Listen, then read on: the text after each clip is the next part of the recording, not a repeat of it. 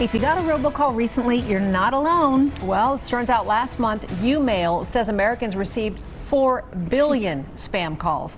As John Langler reports, those scammers are finding new ways to get around those federal regulations. It's so frustrating. The call is from a number you think you recognize, but it's a scam. Now, there have been efforts to try and cut those scam calls down, but it just hasn't been enough. Joanna Gans says she wasn't caught off guard when the phone rang. The caller ID came through as Chase Bank.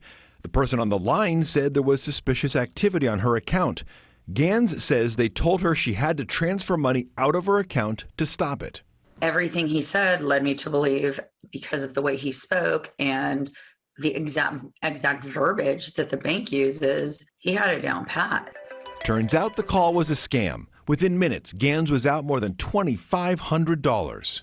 I really never thought it would happen to me. I mean, that's my rent and bill money. Last June, the FCC required all cell phone carriers to adopt caller ID authentication technology called Stir Shaken. The goal was to prevent illegally spoofed robocalls.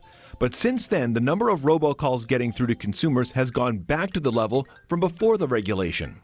Problem is the bad guys aren't sitting still. Instead of just making up phone numbers, they're getting real phone numbers. And now their real phone numbers are authenticated, they look like they're good, and they get through. Alex Quillisi is the CEO of the robocall blocking app UMail. He says technology like Stir Shaken isn't enough to crack down on spam calls. You want enforcement to go not only after the bad guys, but some of the carriers that are supporting them. A spokesperson for Chase Bank says Gans authorized the transfer so the bank isn't going to return her money. But a reminder, banks will never call or ask for your personal information. That'll only happen if you call them first. John Langler, live, local, now.